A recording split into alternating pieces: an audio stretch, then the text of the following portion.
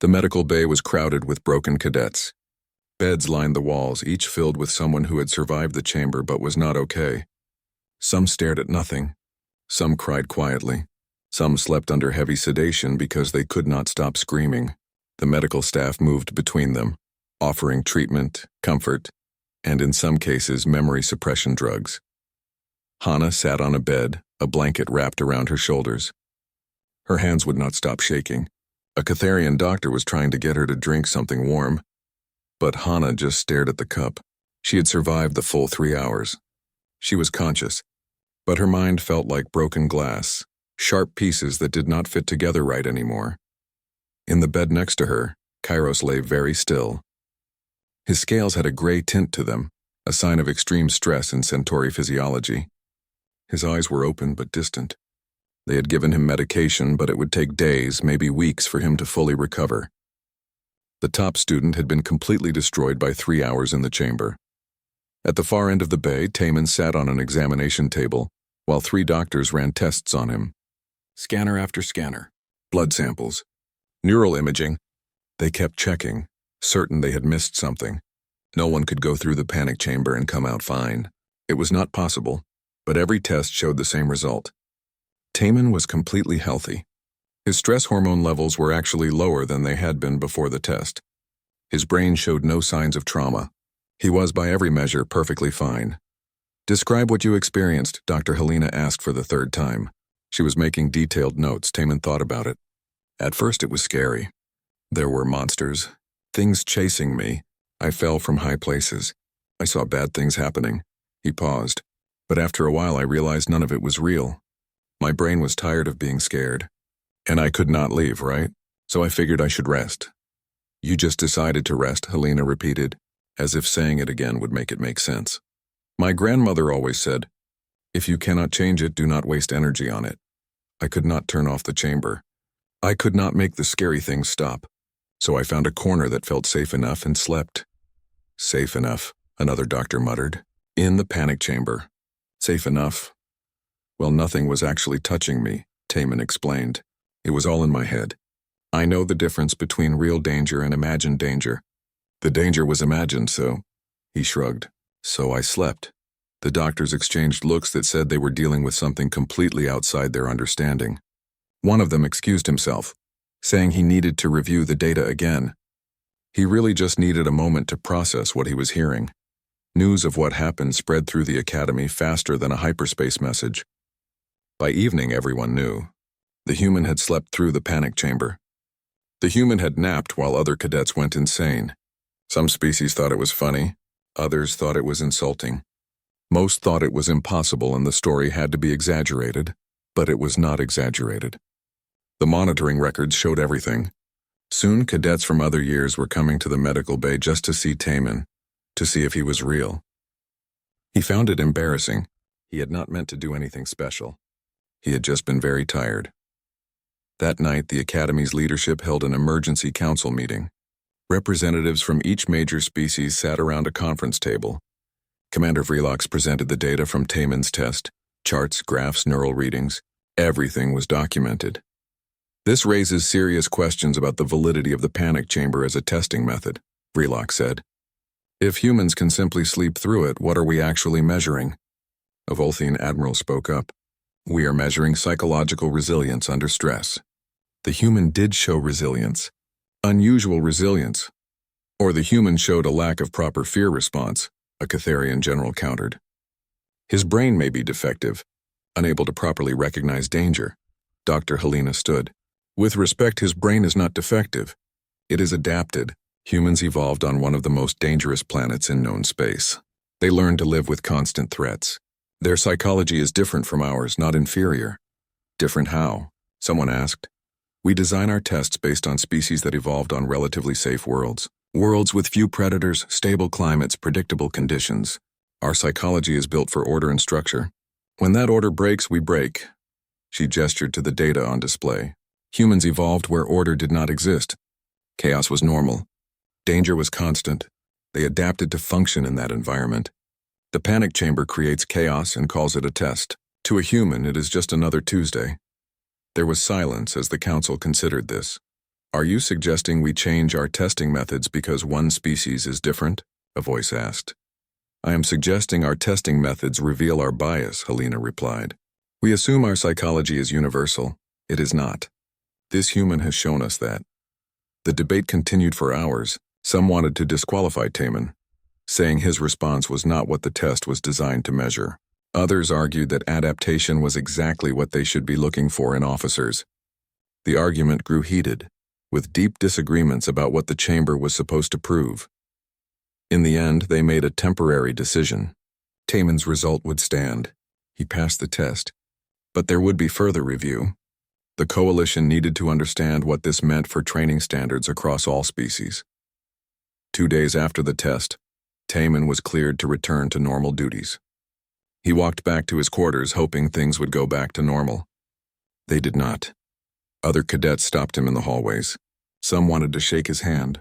Others wanted to know his secret. How did you do it? They asked. How did you beat the chamber? I did not beat it, Taman tried to explain. I just slept, but how did you sleep? I was tired. This answer satisfied no one, but it was the only one he had. Hana was released from the medical bay after 3 days. She found Taman in the library. When she saw him, she walked over and punched his arm. Hard. Ow. What was that for? For sleeping, Hana said. But she was smiling a little. I watched my family die. I watched Earth burn.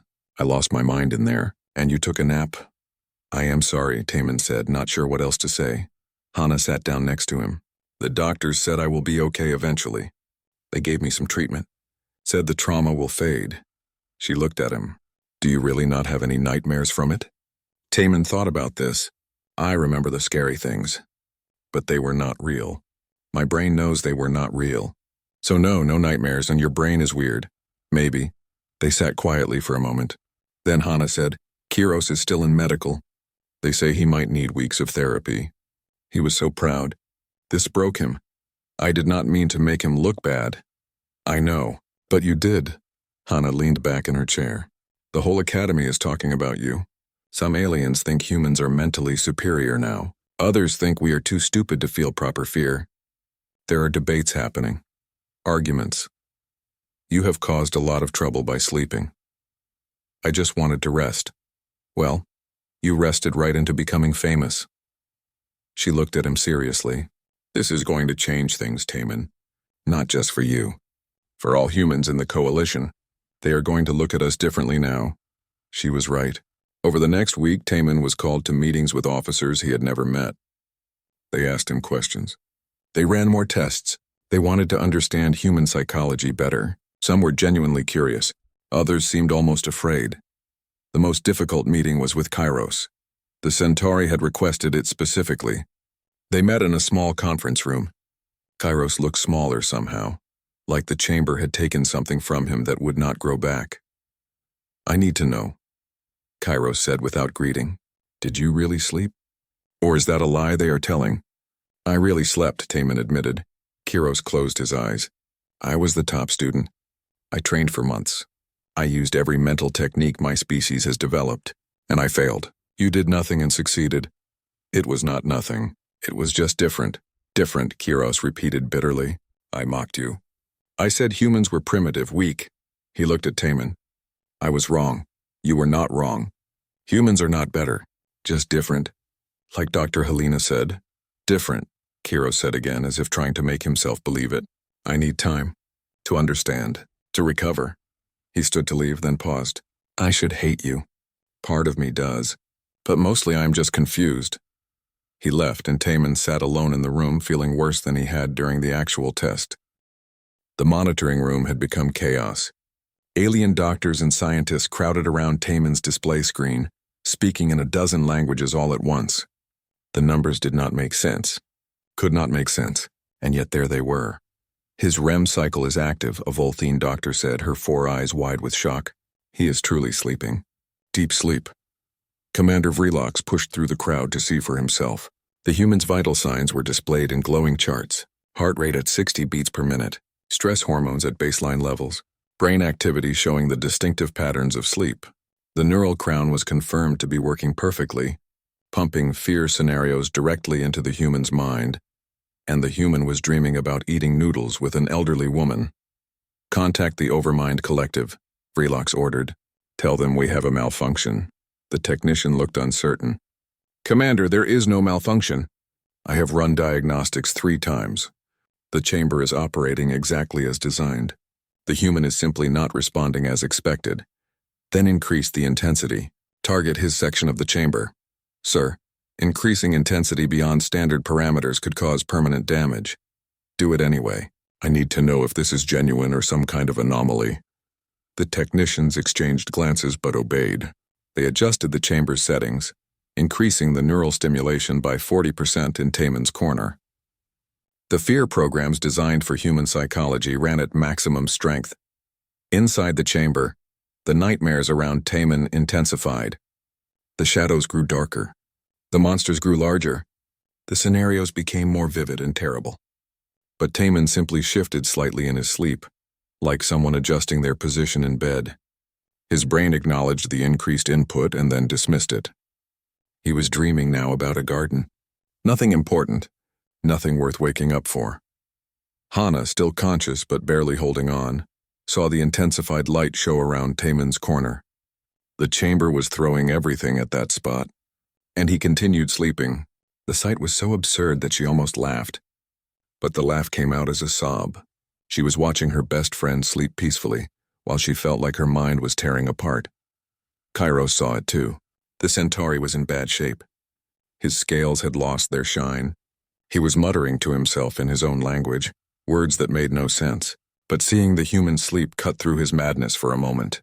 It was too strange, too wrong, too impossible. "How?" he whispered. 30 minutes into the test, the medical teams had extracted 20 cadets. More were approaching their limits. The normal failure rate was playing out exactly as expected. Except for the sleeping human. Dr. Helena, a Centauri neurologist, stood apart from the crowd around Taman's monitor. She was thinking. The other doctors were focused on the impossibility of the situation, but she was trying to understand it. She pulled up her datapad and started searching through files. Earth. Classification. Death World, Category 12. She read quickly. Earth was listed as one of the most hostile planets in the known galaxy for evolved life. Extreme weather. Active geology. Thousands of predator species. Deadly plants. Poisonous animals. Diseases. And humans had evolved as the apex predator on this nightmare world. She scrolled through human evolutionary history. They had survived ice ages. They had hunted animals much larger than themselves. They had fought each other in constant tribal wars. They had lived with danger as their normal state for millions of years. "Commander," Helena called out. Vreelox turned to her. "I think I understand. Look at Earth's classification." She transferred her data to the main screen. The other doctors stopped talking and looked. "Humans evolved to live with constant threats," Helena explained. "Predators, starvation, environmental danger. Their brains adapted to function despite ongoing fear. They learned to sleep even when danger was near because they had to. An animal that cannot rest in a dangerous environment does not survive." "But the chamber is designed to overwhelm," a Catharian doctor protested. "No species should be able to simply ignore it." "He is not ignoring it," Helena said. "Look at his earlier readings. He experienced the fear. His stress spiked just like everyone else. But humans have something unusual. They habituate. Their brains learn to downgrade threats that continue but do not actually harm them. To a human brain, the chamber's constant assault becomes background noise after enough time." Commander Vreelox studied the data. "So the human weakness is actually a strength in this situation. Not weakness. Adaptation. Humans lived on a world where constant vigilance would drive them insane. So they learned to choose what to be afraid of. They learned to rest even when things were frightening, because the alternative was death from exhaustion." In the chamber, more time passed. 45 minutes. 60 minutes. Cadets continued to break. Hana was still fighting, but her mind was fragmenting. She could not tell what was real anymore. The only anchor she had was watching Taman sleep. It was ridiculous. It was impossible. It meant something was still real. Kairos gave up at 70 minutes. His mind simply could not take any more. He collapsed completely, and the extraction team moved in to pull him out. The top-ranked student in the class had lasted longer than most. but the chamber had broken him like it broke everyone. At 90 minutes, only 5 cadets remained conscious. Hana was one of them, though she was more animal than rational at this point. 2 Volthene cadets sat back to back, using a meditation technique their species had developed. A Mendari cadet was screaming but still conscious, and Taman slept. The monitoring room had gone quiet. The initial panic had faded into a strange kind of awe. They were watching something that should not be possible. Every few minutes, someone would check Taman's readings again. Sure, they had to be wrong. But they never were. "He is dreaming," a technician said softly. "What is he dreaming about now?" They could see the general neural patterns but not specific content. Whatever it was peaceful, calm, ordinary, perhaps food. Another technician guessed. That seems to be a common human dream. Or family. Humans are very attached to their small social groups. Does it matter what he dreams? The point is, his mind has completely disconnected from the chamber's stimulus. Commander Vreelox watched the sleeping human and the breaking cadets around him. He made a decision. "Prepare to shut down the chamber early. This has gone on long enough. Sir, emergency shutdown protocols require all participants to be extracted first. It will take time, and shutting down while the human is asleep might cause psychological damage when he wakes suddenly." How much time remains? 1 hour and 22 minutes. Vreelox wanted to end this. The test had proven its point and then some. But an emergency shutdown was complex and potentially dangerous. Continue monitoring. If any remaining cadets approach critical levels, extract them immediately. We will complete the full test duration. The watching continued. At 2 hours, the Mendari cadet finally collapsed. At 2 hours and 15 minutes, one of the Volthene cadets lost consciousness. Hana held on barely. Her mind was gone, but her body kept breathing. The last Volthene cadet maintained his meditation with visible effort. And Taman slept. At 2 hours and 30 minutes, he shifted again. His hand moved to rest under his head. He looked peaceful, comfortable, like he was sleeping in his own bed instead of in a chamber designed to break minds. Outside, Dr. Helena was writing notes rapidly. "This changes everything we know about psychological resistance. The chamber was designed based on Catharian and Volthene psychology. Those species evolved on relatively safe worlds. They developed strong, rigid minds because they never needed flexibility. But humans evolved to be mentally flexible. They had to be or die." "You are saying the test is flawed?" Vreelox asked. "I am saying the test measures one type of mental strength. But there are other types. The human is not stronger than Kiros. His mind is different, adapted for different challenges. This will need to be reported to the Coalition Command." "Yes, and it will change how we think about psychology and training." At 3 hours exactly, the chamber began its shutdown sequence. The lights slowly brightened to normal. The neural crowns deactivated. The visions faded. In the chamber, cadets began to become aware of real reality again. Those still conscious looked around in confusion and relief. Taman's eyes opened. He blinked a few times, looking slightly confused.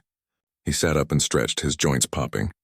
He looked around at the other cadets, many unconscious on the floor, others being helped by medical teams that had rushed in. He stood up slowly, a bit stiff from sleeping on the floor. A Volthene medic approached him with a scanner, her hand shaking slightly. "Are you all right?" she asked. Taman yawned. "Yeah, is it over?" That felt like a good nap. The medic stared at him.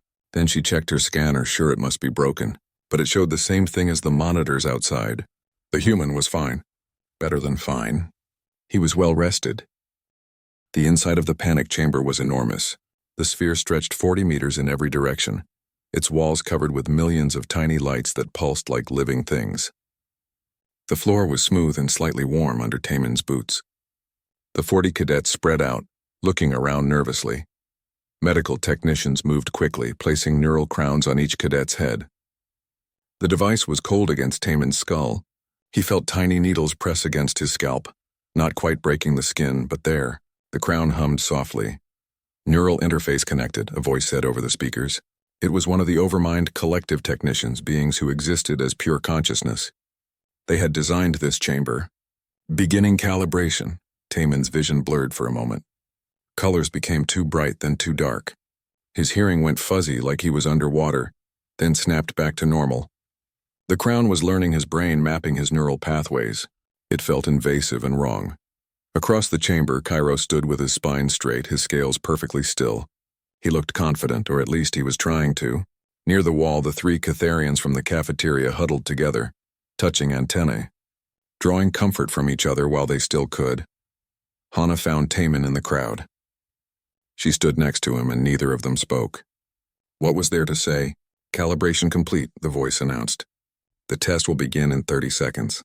Remember your training. Remember you are officers of the Coalition. Good luck. Taman counted down in his head. 30, 29, 28. His heart was pounding so hard he could feel it in his throat. 15, 14, 13. Hana's breathing was quick and shallow beside him. 5, 4, 3, 2, 1. The chamber activated. At first, nothing seemed to change. Then reality started to twist. The walls remained, but they looked different. Wrong. The other cadets were still there, but they seemed far away, like Taman was seeing them through thick glass. Then the fear came. It started as a cold feeling in his chest, like ice water in his lungs. Then it grew. Taman's instinct screamed that something was wrong. Something was hunting him, something was coming. The lights in the chamber became eyes watching him. The shadows became claws reaching for him. Around him, other cadets began to react. A Volthene cadet screamed, a sound like metal tearing. One of the Catharians collapsed, all 6 limbs twitching. The chamber was showing each of them their worst nightmares. For Taman, the fear took shape. The walls faded away and he was somewhere else. Somewhere dark. He could hear breathing that was not his own. Heavy footsteps. The smell of blood and rot. His body wanted to run, but he could not move. Something was in the darkness with him. Something with teeth. A shape lunged out of the shadows. Taman shouted and stumbled backward. The thing was huge, covered in matted fur, its mouth full of too many teeth. It was every predator that had hunted humans on ancient Earth, combined into one nightmare creature. The beast came closer. Taman could feel its breath, hot and rancid. His mind knew this was not real, but his body did not care. His stress levels spiked. His hands shook. Sweat poured down his face. Then the scene changed. The beast vanished and Taman was falling from an impossible height. Wind rushed past him. The ground approached, spinning and terrible. This was the fear of heights, of gravity, of being broken on impact. He hit the ground and felt every bone shatter, felt his body destroyed, and then he was whole again and falling once more. In the real chamber, cadets were breaking. Kairos was on his knees, clawing at his own scales. His brain was convinced his body was melting, that his scales were peeling off and he was dying. A Mindari cadet curled into a ball, making high-pitched sounds of distress. Her species' worst fear was the death of their queen, and she was living through that death over and over. Hana saw flames. Earth was burning. Her home city was collapsing. Her family was trapped inside. She could hear them calling her name, begging for help, and she could not reach them. She ran toward the flames, but they grew higher. The heat was real. The pain was real. She screamed. The chamber cycled through fear after fear. Taman experienced social rejection, being alone, everyone he loved turning away from him. He experienced helplessness, tied down while danger approached. He experienced the fear of madness, his own mind betraying him. 10 minutes into the test, 3 Catharians had to be pulled out. Their stress levels had reached the point where their hearts might stop. Medical teams outside watched the monitors with grim faces. This was going normally, which meant it was going terribly. Outside the chamber in the monitoring room, Commander Vrilox watched the displays. Each cadet had a screen showing their vital signs: heart rate, stress hormones, brain activity. Most screens were flashing red. This was expected. One screen caught his attention. One of the humans, the male, Taman. His stress levels had spiked at the beginning like everyone else. But now 15 minutes in, they were dropping. Check that monitor, Vrilox ordered. The human's readings are wrong. A technician tapped at controls. Monitor is functioning correctly, Commander. The human's cortisol levels are normalizing. Heart rate is decreasing. This is accurate. That is impossible. Inside the chamber, something was happening to Taman. The fears kept coming. Monsters, falls, isolation, pain. His brain showed him horror after horror, but there was a limit to how long a mind could maintain peak terror. The human brain, evolved to survive on a dangerous world, had learned to adapt. After 20 minutes of constant fear, Taemin's mind reached a point. It was exhausted. The threats were everywhere and constant, which meant his instincts started to treat them as background noise. On ancient Earth, humans had lived with predators nearby. They had slept in caves with lions outside. They had learned to function despite danger. Taemin found himself in a corner of the chamber. The visions continued swirling around him. He could still see the monsters, still feel the fear, but it was becoming distant, muted. His body was shaking with fatigue. His mind was overloaded. He thought about his grandmother back on Earth. She had lived through a war when she was young. She had told him once, "When you cannot change something, do not waste energy fighting it. Rest, save your strength." Taemin was trapped here for 3 hours. Fighting the fear for 3 hours would destroy him. But what if he did not fight? He leaned against the wall in his corner. The chamber was still showing him nightmares, but they were like a television he was no longer watching. Present but not important. His body was so tired. His mind was so tired. Taemin closed his eyes. The images continued behind his eyelids, but they were fading. His breathing slowed. His heart rate dropped further. In the monitoring room, alarms started going off. "The human is entering a rest state," a technician said, disbelief in his voice. "Commander, his brain patterns are shifting. He is falling asleep." "Impossible," Vraylock said again. But the monitors did not lie. "Should we wake him?" "You cannot wake him. The neural crown prevents external stimulus. He is choosing to sleep." Inside the chamber, Hana caught a glimpse through her tears. In the corner, through the swirling nightmares and chaos, she saw Taemin. He was sitting with his back against the wall. His eyes were closed. His chest rose and fell steadily. He was asleep. The human was sleeping in the panic chamber, and his dreams were peaceful. The military academy floated in space above a gray moon.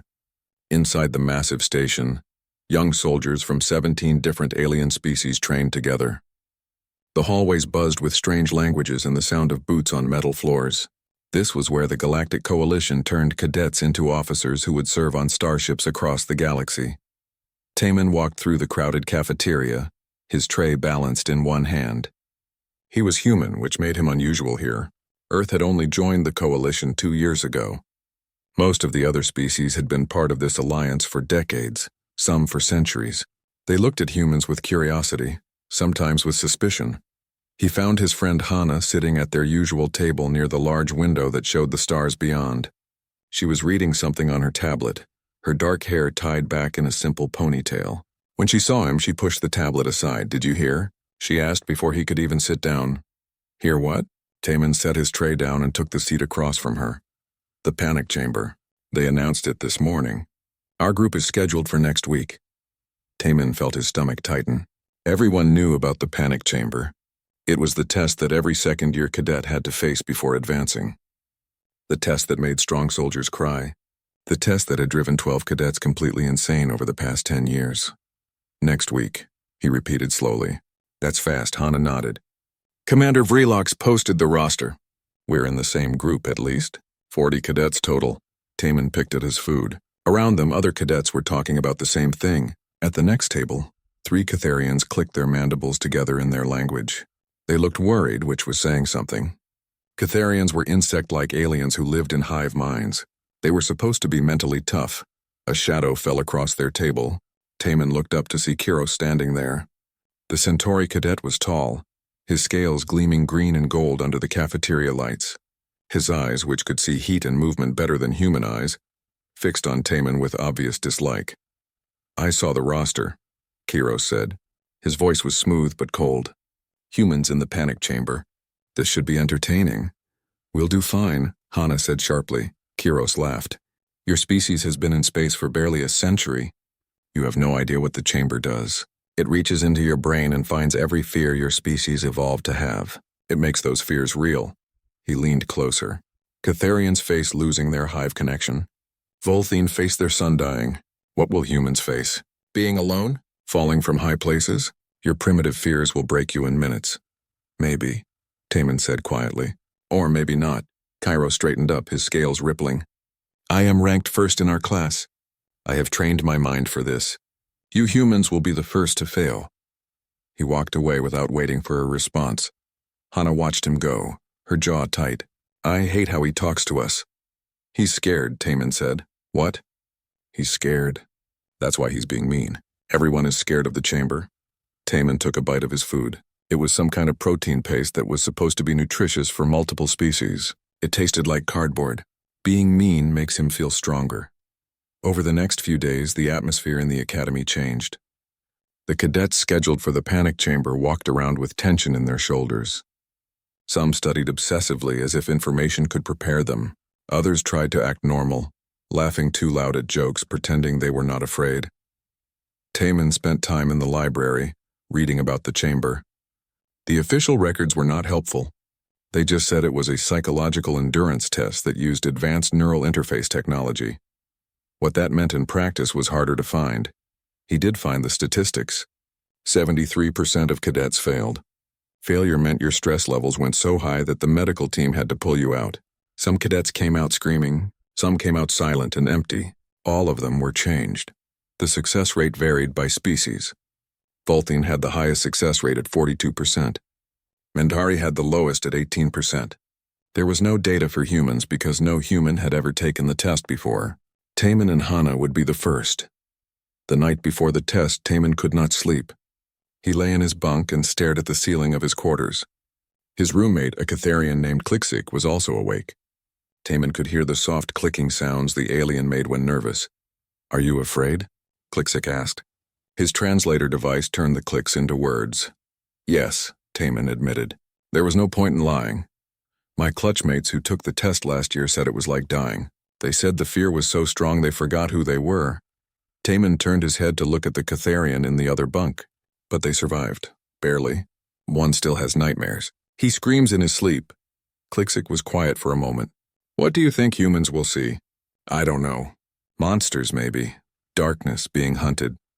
Taman thought about Earth, about the stories humans told to scare each other. Ghosts and demons and things with teeth in the dark. "We have a lot of fears. All species do. That is what the chamber uses." Morning came too quickly. The 40 cadets gathered in a white room outside the chamber. Medical staff moved among them, attaching monitors to their bodies. Commander Vreelock stood at the front, his insect body perfectly still. "The panic chamber has been used for 80 years, Vreelock said. His translator gave his clicks a stern military tone. "It simulates the worst psychological stress you will face in combat. War is not just physical. The mind can break as easily as the body. We need officers who can think clearly when their instincts scream at them to run." Taman glanced at Hana. She gave him a small smile, but her face was pale. "You will be inside for 3 hours," Vreelock continued. "The chamber will interface with your neural patterns.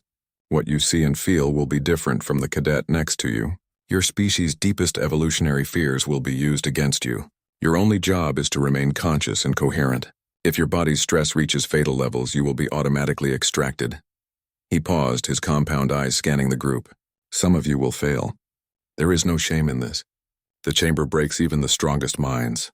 But those who survive will be stronger for it. You will know that you can face the worst fear and keep going." The doors to the chamber opened. Beyond them was darkness and a faint blue glow. "Enter," Commander Vreelock ordered. Taman took a deep breath and walked forward with the others. His heart was beating fast. His hands were sweaty. Beside him, Hana reached out and squeezed his hand once quickly before letting go. They stepped into the chamber, and the doors sealed shut behind them with a final, terrible sound. 3 weeks after the incident, Kairos made his announcement in the main cafeteria during lunch hour. He stood on a table so everyone could see him. His scales had regained some of their color, but he still looked different. Changed. "I am challenging Cadet Taman to a second trial in the panic chamber," Kairos declared loudly. The cafeteria went silent. The first test was flawed. The chamber was not designed for human psychology. I request a modified test, one specifically targeted at human weaknesses. We will both enter. We will see who is truly stronger. All eyes turned to Taman, who had been quietly eating his lunch. He looked up at Kairos standing on the table. He could see the desperation in the Centauri's eyes. Kairos needed this, needed to prove that his failure was not complete, that he could still compete. "You do not have to accept," Hana whispered urgently beside him. "You already passed."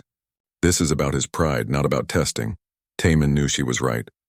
But he also understood that this was bigger than Kiros's pride. Other humans would be coming to this academy. They would face prejudice, doubt, questions. If he refused now, it would seem like he was afraid. Like his success had been luck. "I accept," Taman said. The cafeteria erupted in noise. Cadets from every species began talking at once. Some were excited. Some were concerned. Kairos looked relieved and terrified at the same time. The Academy's council was not happy about the challenge. Commander Vrelox called both cadets to his office. The commander's insectoid face was hard to read, but his body language suggested frustration. "This is not a game," Vrelox said. "The panic chamber is dangerous. We have already had to explain to Coalition Command why we allowed a standard test to continue when it was clearly not working as designed. Now you want a custom test?" "I need to know," Kiros said simply. "I need to understand." Vrelox looked at Taman. "And you? Why do you agree to this?" "Because if I do not, everyone will think I am afraid, and that will reflect badly on all humans in the Coalition." "Probably true," Vrelox admitted. He considered for a long moment. "If we allow this, the chamber will be modified. The Overmind Collective has offered to design scenarios specifically targeting human psychological vulnerabilities. Not physical fears, existential ones. Social ones. The fears that your philosophers write about. It will be harder than the first test." "I understand," Taman said. "Do you? The first test attacked your instincts. This one will attack your identity. Your sense of meaning. These are the fears that make humans write sad books and create religions. Can you sleep through that?" Taman did not have an answer. The modified test was scheduled for 1 week later. The Overmind Collective technicians worked around the clock to reprogram the chamber. They studied human psychology, human philosophy, human literature. They found the deep fears that kept humans awake at night. Loneliness, meaninglessness, failure, being forgotten, growing old alone, watching dreams die slowly. These were subtler than monsters, but often more destructive. During that week, Taman could not sleep well. This was different from the first test. The first test had been about survival instincts. But existential dread was something else. It was the thing that made humans create art and philosophy and religion. It was the fear that nothing mattered. Dr. Helena visited him 2 days before the test. "I want to explain what you will face," she said. "The chamber will not show you monsters. It will show you a life without purpose. It will make you feel that everything you do is meaningless, that you are small and forgettable in an infinite universe. For humans, these thoughts can be worse than physical danger." "I know," Taman said. "I have had those thoughts before. Everyone has." "Yes, but the chamber will make them feel completely real. Completely convincing. Your brain will believe them absolutely." "Then how do I fight them?" Helena smiled sadly. "That is what we want to learn. Humans have been fighting existential dread for thousands of years. You have philosophy, art, religion, love, science. You have built entire cultures around finding meaning in a meaningless universe. The question is whether those tools will work when the dread is amplified 1,000 times. The day of the test arrived. The chamber was empty except for Taman and Kairos. No other cadets this time. Just the two of them. A much larger crowd watched from the monitoring room. This had become an event. Representatives from multiple coalition species were present. Everyone wanted to see what would happen. The neural crowns were placed. The calibration began. Kiros looked determined but afraid. Taman just looked tired. He had not slept well in days thinking about this. "Good luck," Kiros said quietly. It was the first kind thing he had said to Taman. "You too," Taman replied. The chamber activated. This time there were no monsters. No immediate threats. Instead, Taman found himself standing in a gray space that stretched forever. He was alone. Completely alone. He called out, but no sound came. He walked, but got nowhere. Time stretched. Then the feelings came. A deep, crushing sense that nothing mattered. That he was insignificant. That his life would amount to nothing. That everyone he loved would die and forget him. That the universe was vast and cold and empty, and he was just a tiny spark that would go out and leave no trace. These were not new thoughts. Taman had felt these things before in quiet moments late at night. but now they were amplified. They felt absolutely true, undeniably true. His brain believed them with perfect certainty. Kiros faced similar scenarios and they destroyed him immediately. His species had clear purposes, clear roles, clear meaning built into their biology. The idea of meaninglessness was alien and terrible to him. Within 20 minutes, he was curled on the floor, making sounds of distress. The extraction team was ready, but they waited to see if he would recover. Taman felt the weight of meaninglessness crushing him. He wanted to cry. He wanted to give up. This was worse than monsters. Monsters you could fight or run from. But this? How do you fight the truth that nothing matters? Then something happened. A memory came to him. Not from the chamber. A real memory. His grandmother sitting in her small kitchen in Seoul. She was making soup. Just soup, nothing special. Just an old woman making food. And she was humming. Grandmother, young Taman had asked, "What is the meaning of life?" She had laughed. "The meaning of life is soup," she said. "And people you love. And small things that make you happy. The universe does not give you meaning. You make meaning. You choose it. But what if I choose wrong? Then you choose again. Meaning is not something you find once. It is something you make every day." In the chamber, Taman held on to this memory. The existential dread was still there, still crushing. The feeling that nothing mattered was still overwhelming. But he thought, if nothing matters, then I choose what matters. I choose that Hana matters. That my grandmother matters. That the soup she made matters. That sleep matters. If the universe has no meaning, then meaning is whatever I decide it is. It was not a solution. The dread did not go away. But it became bearable. Like the monsters in the first test, it became something he could live with. Not defeat. Just endure. Taman found a corner. He sat down. The feelings of meaninglessness swirled around him like a storm. But in his corner, he held on to his small chosen meanings. Sleep is meaningful. Rest is meaningful. Being alive to see tomorrow is meaningful. He closed his eyes. His brain, exhausted from fighting existential dread, began to shut down. The chamber kept attacking with thoughts of meaninglessness, but Taman's mind retreated into something simpler. The basic function of staying alive. And staying alive requires rest. In the monitoring room, the same impossible readings appeared. Taman's stress levels dropped. His brain patterns shifted. He was falling asleep again. "No," someone whispered. "Not again. But yes, again." The human was sleeping. Kairos saw this through his panic. The human sleeping while Kairos's world fell apart. And suddenly Kairos understood something. The human was not stronger. The human was not smarter. The human simply had thousands of years of practice at exactly this. Humans had been staring into the void and then deciding to have breakfast anyway, for their entire existence. It was not that the chamber could not break humans. It was that humans were already broken by these thoughts, had always been broken by them, and had learned to live broken. They built meaning from nothing because they had to. It was their survival trait. Kiros stopped fighting. He let the extraction team take him. He had learned what he needed to learn. 70 minutes into the test, only Taman remained conscious. He slept deeply. He dreamed about his grandmother's soup. About Hana laughing. About small, meaningless, completely meaningful things. When the chamber finally shut down, Taman woke slowly. He felt emotionally exhausted. This had been harder than the first test. Much harder. He had felt the full weight of existential dread and it had almost broken him, but he had survived. Not by being strong, by being practical, by choosing rest over suffering, by making his own small meaning in the corner where he sat. The monitoring room was silent. Then Dr. Helena began to laugh. Not mockery, wonder. "They are going to rewrite psychology textbooks because of this human," she said. "Entire textbooks." Commander Vreelox looked at the sleeping human and made a decision. "Decommission the panic chamber. We need new tests. Tests that account for different types of strength.